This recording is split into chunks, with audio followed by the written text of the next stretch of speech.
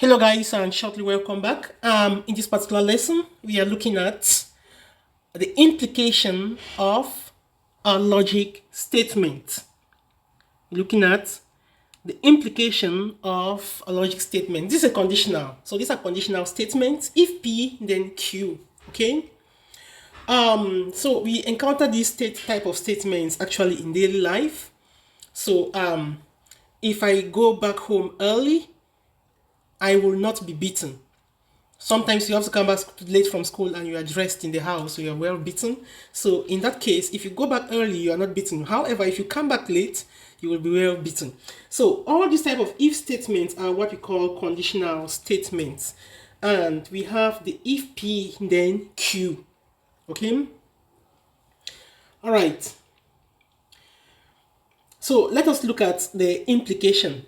These statements can be written in logic notation as P implies Q. So if P, then Q can be written in logic notation as P implies Q. Like some of the times they mostly ask in the exam to write in logic notation or to write in words. So if P, then Q. Another thing about this statement is the converse of this statement. So for the converse, we want to look at for the converse. So for the converse of this statement, what we are going to do is we are just going to reverse the sign. Okay? So for the converse, we will have Q implies P. So this is the converse. So for the converse of a logic statement like this, we just swap the positions of these two statements, or we say we reverse the direction of the sign. So that is the converse of the logic statement. Okay? And the last thing we can talk about is the inverse. The inverse is going to be in the next short lesson. Now, we may also need to take some following statements into consideration. Let us start by looking at these statements. So let P be the statement I am hungry. And let Q be the statement I eat rice. So we have two statements, P, I am hungry, and Q, I eat rice. We may be required to write this logic statement whenever I am hungry, I eat rice. Or if I am hungry, I eat rice. So if I am hungry,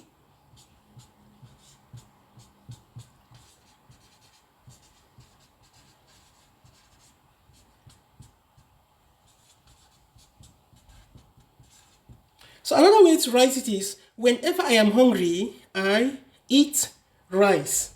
And now this one is in words. We can actually write this also using the logic notation, which should be written as P implies Q. Whenever I am hungry, I eat rice. If I am hungry, I eat rice. Okay? So what can be the converse of this statement? The converse of this statement is Q implies P. And how do we read this converse? How do we read the converse of this statement? I eat rice whenever I am hungry. So that is the converse of a statement, and this is how we deal with implications. This is how we deal with implications.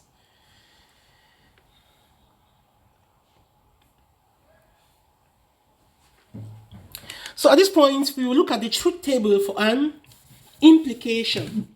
Let's look at the truth table for an implication. So for the truth table of an implication, the two statements P and Q, there is one important thing you must know about truth tables for implications. This is a trick I'm going to show you in this lesson, and if you keep this trick, you are going to be very happy. So for the truth table for an implication, let me sketch out the table first. So we have false, false, true, true, false, true, false, true. It's always good to do it like this. So let us look at the truth table for the statements P implies Q. Truth table of P implies Q. Now for an implication, the value of P implies Q is false only when the second is false and the first is true. That's the only point where it is false. So for an implication, the value on the truth table is only false when the second is false. So you can be at this point or this point. Only when the second is false, that's the first condition, and when the second is false and the first is true. So let's just look at it first of all here. Here it is false, but the first is not false. Yes, this is the place. The second is false, as you can see, and the first is true. So this is the only point where, for an implication, we are going to have a false. All the other ones will be true.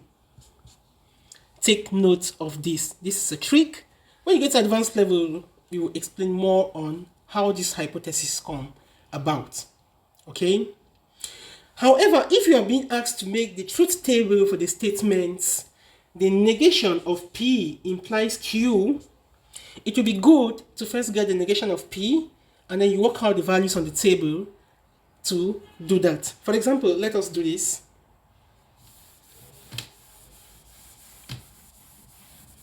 So I want to make a truth table for the negation of P implies Q. So I can first of all start by doing my P and then the negation of P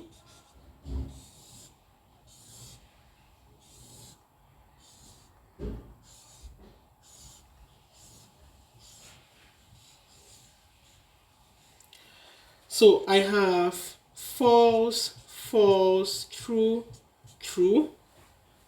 So the negation will just be the opposite. So this will be true, true, false, false. So at this point, I already have my negation of P. I can now include my Q here.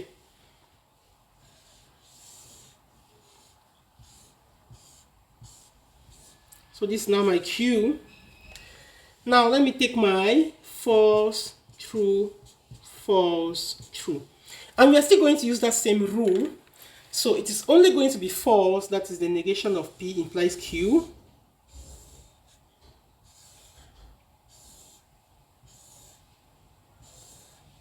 Negation of P implies Q. We are going to do this as follows. So this one, so this is the only place where it's going to be false. Why? Because the second is false and the first is true. All the other ones will be true, as you can see. And this is just a short, simple trick. Please, in the next lesson, we look at more on logic. Thank you so much. Don't forget to share this video and to subscribe.